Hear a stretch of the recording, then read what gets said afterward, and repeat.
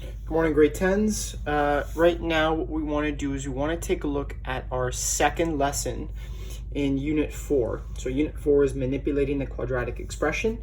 You want to make sure that you have the student notes for Unit 4 open. They should be the first file in Unit 4 on the LMS. And then we're going to do Lesson 2 today. Lesson 2 is entitled Common Factoring. So in that student package, it's page 4 to 6 of the student package. In addition, I have posted the teacher master copies with completed notes that you should definitely check out either before or after watching this video. And please make sure that, so you have page 4 to 6, please make sure that you recognize I'm outlining your homework right here at the beginning rather than at the end so that we all see it right away. First of all, there are going to be a couple of now you try questions. Those are questions that I'd like you to pause the video and attempt, or at least attempt immediately after watching this video on your own. Solutions are posted for those in the master copy of this note. In addition, page 6 of your student package is going to have some practice questions that I urge you to try. Again, I can't check homework, but it is key for you if you're participating from home that you get the learning by doing as many practice questions as you can. I know that we're dealing with a crisis right now. Unfortunately, we can't be in class together, but that doesn't mean we can't learn. Okay, and in order for us to learn, you have to do your part and participate by completing the practice questions. Now, we're going to dive right into this note entitled Common Factoring. It's Lesson 2, Common Factoring, page 4 of your student package. Okay, and at the top of the note, there should be a blank that says factoring is the, and the fill-in for the blank is opposite of expanding. Okay, it's the opposite of expanding. So if you're following along with the note, you can fill that blank in just by listening to me. It's also on the master copy. Okay. Now, what we did in the last lesson, lesson 1, that was expanding. That was getting rid of brackets. Today, what we're doing is we're putting the brackets back. Okay. So what we would say is between lesson 1 and lesson 2 is that they're complementary processes. That means expanding goes one way and factoring goes the other way. And you can see that in the diagram on your note if you have that open, which you should have it open in front of you. Okay. So we need to learn a definition. The definition is factors. Factors are the numbers you multiply to get another number. For example, the factors of 15 are 3 and 5 because 3 times 5 equals 15. So now what we're going to do is we're going to take a look at a couple of quick examples of how to come up with factors. So here's our example 1. And it says, what are the factors of the following? And A is 24. So we have to think about what numbers can we multiply together to get to 24. Okay? Well, there's an easy one. We can always do 1 times 24. And so notice how I put that pair of numbers down, because if I multiply 1 times 24, I'll get 24. Okay? Another set of factors would be 2 and 12. Remember, I like to write them in pairs because they do come in pairs. I'm multiplying 2 times 12 and I would get 24. So that's another set of factors. Okay? A third set of factors would be 3 and 8. Because if I multiply 3 times 8, guess what I get? Yep, that's right, 24. And my fourth set of factors is 4 times 6. So if I multiply 4 and 6 together, I get 24. Okay? So let's look at B. What are the factors of 20? Well, 1 and 20 is the easiest one. Okay. I might try 2 and 10. That works. Okay. And the final set of factors is 4 and 5. All of these pairs of numbers, they will multiply together. They will multiply together to give me 20. Okay. okay, this is x squared. There's no number here. It's just x squared. What can I multiply together to give me x squared? Well, if you've been following along, you know that to get x squared, the only way to get an x squared is to multiply x times x. Okay? So x is the only factor of x squared.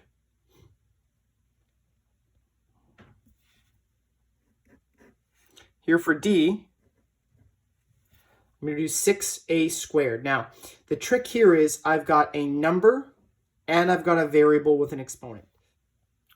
So what I have to do is I have to come up with the factors of the number first, and then I can come up with the factors of the variable or the letter.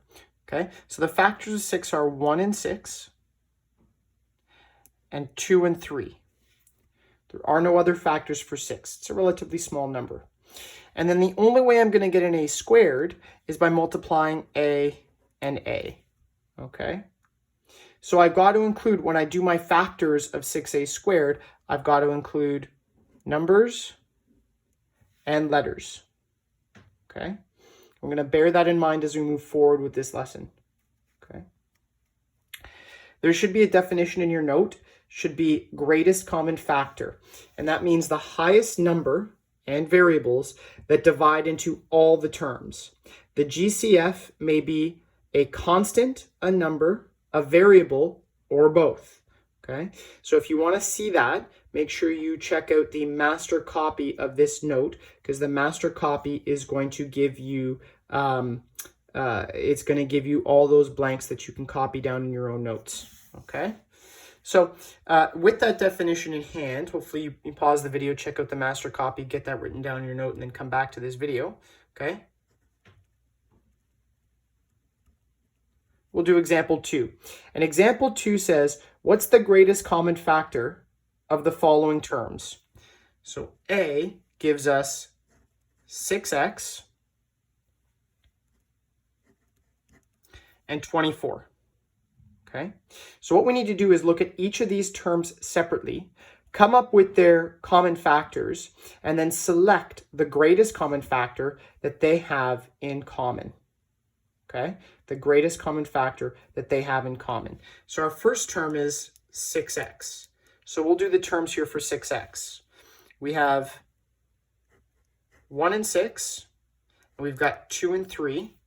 Okay. And then, because it's 6x, I know somewhere in those factors, there has to be an x. Okay? It's not x squared, it's just 1x, so I just write 1x down in my factors. Okay? Then I do my factors of 24. Luckily, I've already done these if we look previously in the note. Okay? It's 1 and 24, 2 and 12, 3 and 8, and 4 and 6. So now what I have to do is I've got to say, what is the greatest common factor that these guys have in common? Okay, which number and or letter pops up in both and is also the largest commonality? Okay, and the largest common factor that they have is 6. So we say the GCF is 6. Okay. B. We have 10x squared, and we have 15x. Okay. For 10x squared, we've got to do our factors. So we'll do the factors of the number first, and we'll do the factors of the variable second. So the factors of the number, which is 10, we've got 1 and 10 and 2 and 5. And then because it's x squared, we'll write 2 x's. Okay? And then we'll do our factors for 15x. We'll do the number first, which is 15. We'll say that's either 1 and 15 or 3 and 5. Remember, those are pairs of numbers that will multiply together to give us 15. And then because there's an x there, we'll write down a single x. Okay? So now I've got to say, okay, what is the greatest number here, the largest number that these two lists have in common? Okay, and that will be our GCF. Well, the largest number that they have in common is 5. But if you're looking, there's also something else that they have in common. Both lists have an x. Now, this list has a single x. This list has 2 x's. Since this list only has 1 x, we can only common factor a single x. Okay? So in this case, our greatest common factor is 5x. Okay? There is a C here. There is a letter C in this example. It should be right beside B. I don't have enough room to do it on this sheet of paper, so I'm going to turn the page over and do C, but I don't want to throw you off because we're doing things that looks like it's not matching the same order as in the note, okay? So just bear in mind that there is example C. It's right beside, but I'm going to start fresh on the next side of this piece of paper, okay? So I'm going to say C. And example C says 6x cubed, that means 3 x's, minus 12x squared, okay, and 18x. So that's actually a list of 3 terms, okay? That's a list of 3 terms, but we're going to approach this question the same way, okay? We're going to approach this question the same way. And when I say we're going to approach it the same way, that means we're going to do 3 lists. We're going to list our common factors. Sorry, we're going to list our factors for 6x cubed. Then we're going to list our factors for negative 12x squared. And then we're going to list our factors for 18x. Okay? So, 6x cubed. What are our factors? Well, we're going to do the number first. So that's 1 and 6. And 2 and 3. Okay, so 1 times 6 and 2 times 3, they're going to both give you 6. And then we've got x cubed. And that means we've got x times x times x. So we'll write those letters down as common factors.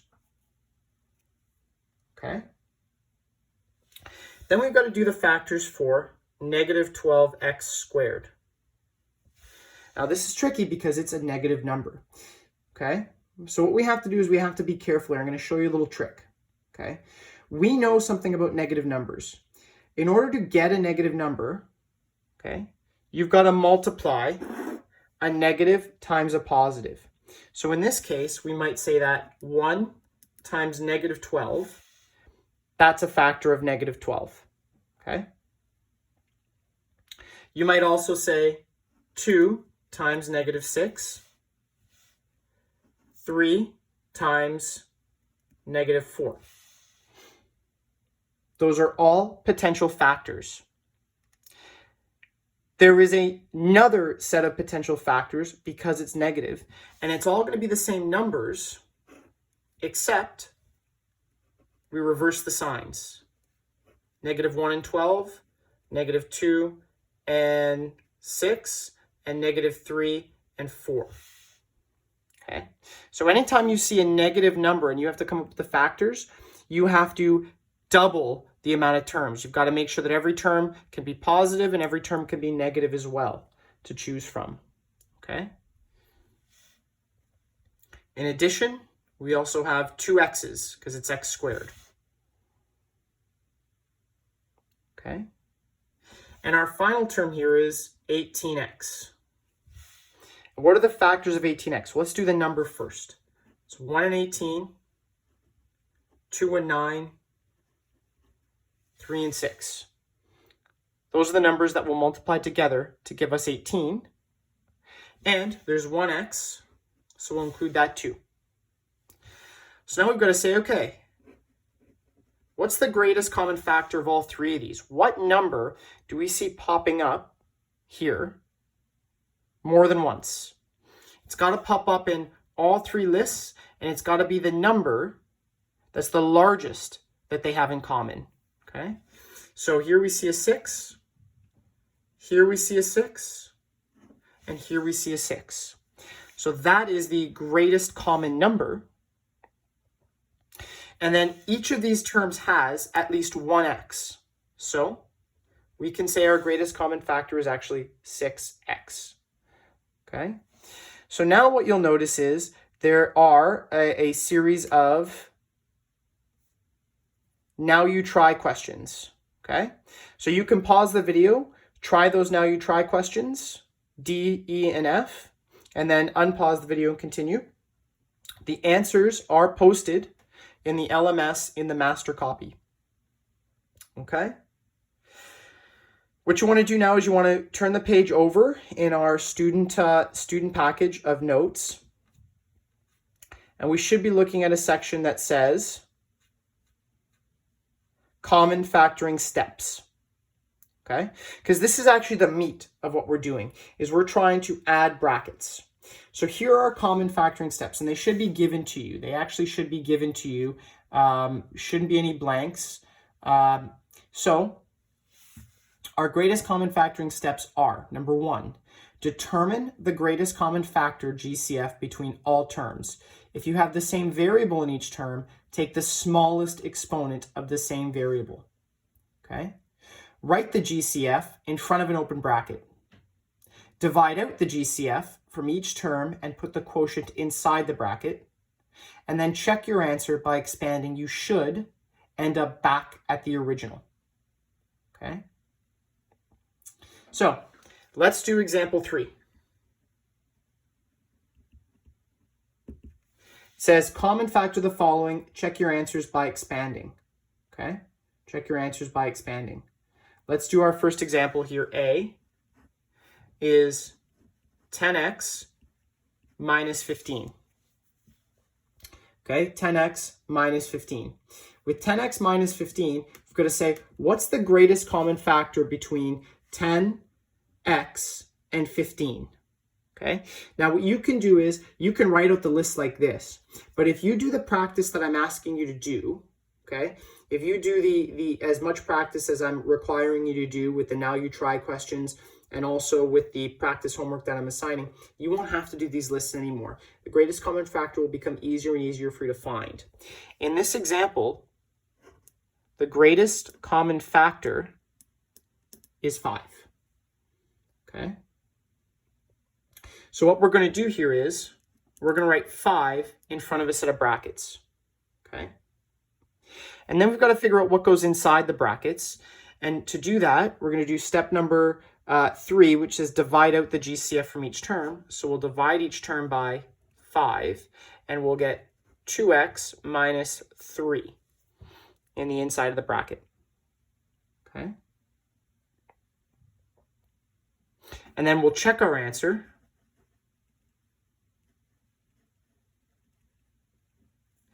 by expanding our brackets using the distributive property. So 5 times 2x, that equals 10x. 5 times negative 3, that's negative 15. I ended right back up with the question that I started with, so I know I did something correct. Okay. Let's do part B. 20x minus 12x squared. Okay. First of all, let's look at the numbers. What factor, what's a number, what's the largest number that I can divide both 20 and 12 by? And in this case, the largest number I can divide both of those by is 4. Okay. And then I've got to say, what letter do these have in common? Well, they both have an x. One's just 20x and the other is x squared. And I want to take the smallest exponent of the variable that they have in common. And so that means I'm going to say my GCF is 4x. Okay. So I'm going to write 4x and then an open bracket. And then what I've got to do is I've got to divide each term by 4x. Okay? So 20 divided by 4 is 5, and x divided by x cancels my x's out, so I'm left with just 5. Now I've got negative 12 x squared divided by 4x. Negative 12 divided by 4 is negative 3. And I've got x squared divided by x. So that means there's 2 x's on top and 1 on the bottom. that means one x gets canceled out on top, and the x on the bottom gets canceled out. So I'm left with just 5 minus 3x. Okay? Now I'm going to check my answer.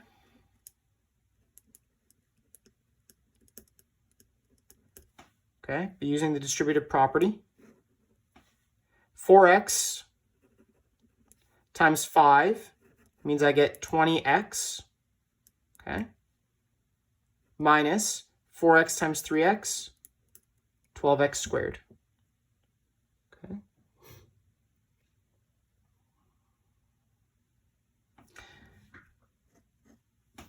Part C, I have x cubed plus 12x squared.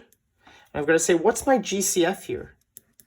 What's common to both these? It's not going to be a number because there's no number in this term. It's just x cubed, okay? So I'm looking at just the variable. And I know that x is common to both. I see an x here, I see an x here, okay? But I want the smallest exponent of the same variable. Well, in this case, there's 3 x's here, it's x to the power of 3.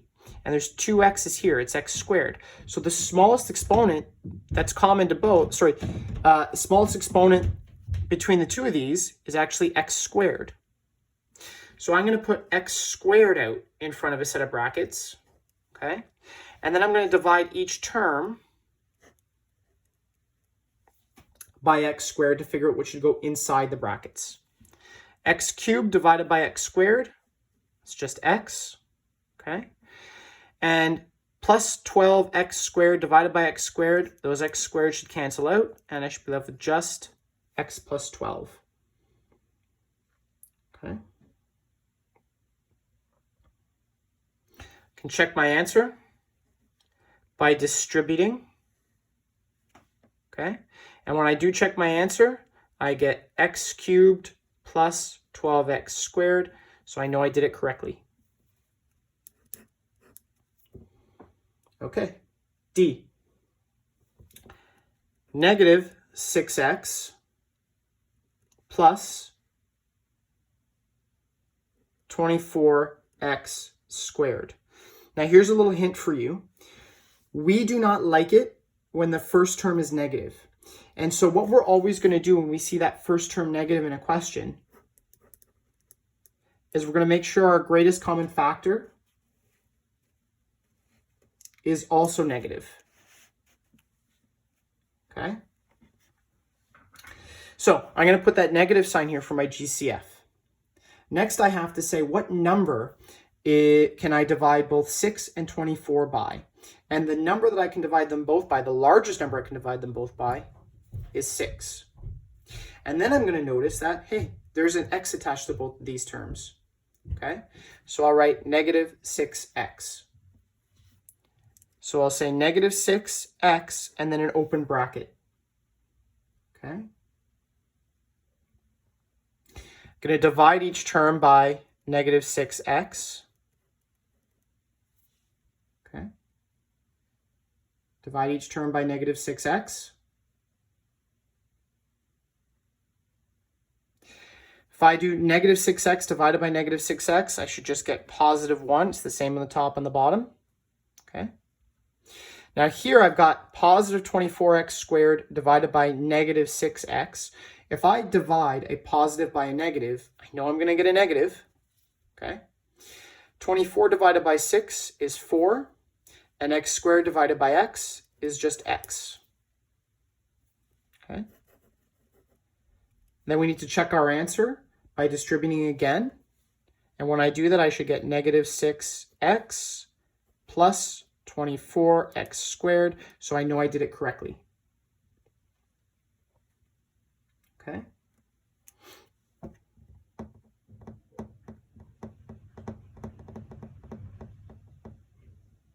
So make sure you copy that down. There are a couple of you try questions, E through H, that I'd like you to pause the video and try. And once you unpause it, we will move on to example number 4. Okay.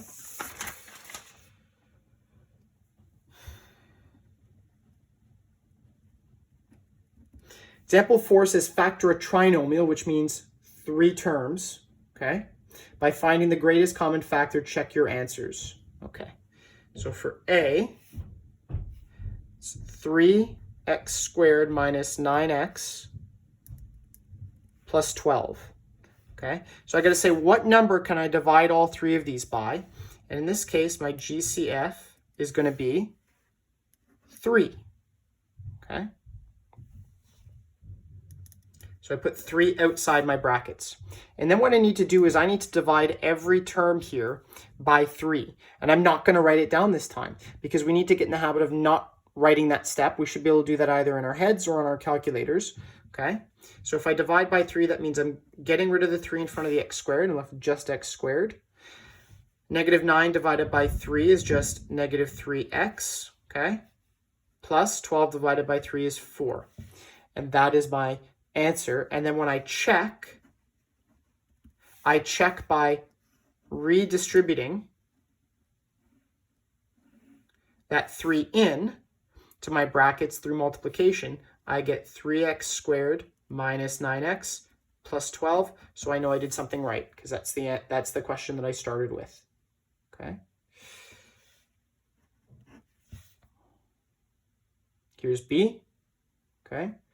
B is negative 4x cubed plus 12x squared plus 8x. Okay. So my GCF here is going to be negative because my first term is negative. Okay. Negative 4 because I can divide each of these numbers by 4. Okay. And it's going to be negative 4x since each of these terms has at least one x. Okay. So I'm going to write negative 4x and then an open bracket.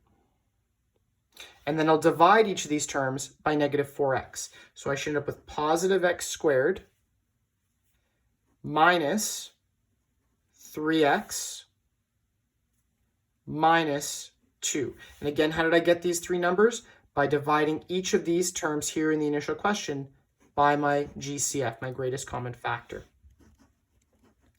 What I want you to do now is check your answer by redistributing that 4x into the brackets, and you should end up getting negative 4x cubed plus 12x squared plus 8x. Okay, so we know we did that correctly because it matches the question that we started with. Okay, here's C. Negative 2x squared minus 16x plus 20. Okay. What's my GCF? My GCF is going to be the number I can divide all of these by. Now, my first term is negative. We know what that means. That means my GCF is going to be negative. Okay. And the only number that I can divide all 3 of these by is negative 2. I can't divide them by x because this last term does not have an x. So it's just going to be negative 2. So I'll say equals negative 2 bracket x squared. What's negative 16 divided by negative 2? Should be positive 8x minus, because it's a positive number here, minus 10. Because 20 divided by negative 2 is negative 10. And we can check our answer by redistributing. And we should get negative 2x squared minus 16x plus 20. And that matches my initial question, so I know I did it correctly. Okay. Let's try D. 24x cubed plus 16x squared minus 4x. Okay. What number can I divide each of these 3 numbers by? Well, 4. Okay.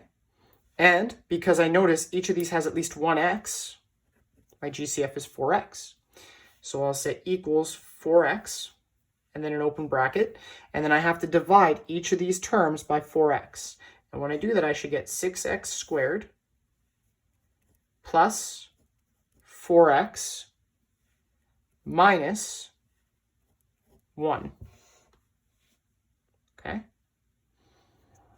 then I can check my answer.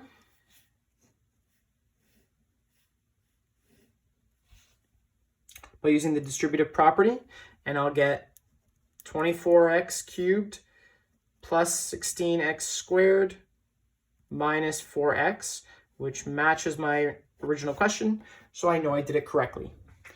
Okay, now if you'll notice on page 6, there's a series of practice questions. That is your homework to do on your own. There are the Now You Try questions that if you haven't done already, you should go back and try yourself. Other than that, stay healthy, stay safe. Until our next lesson, take care. Bye-bye.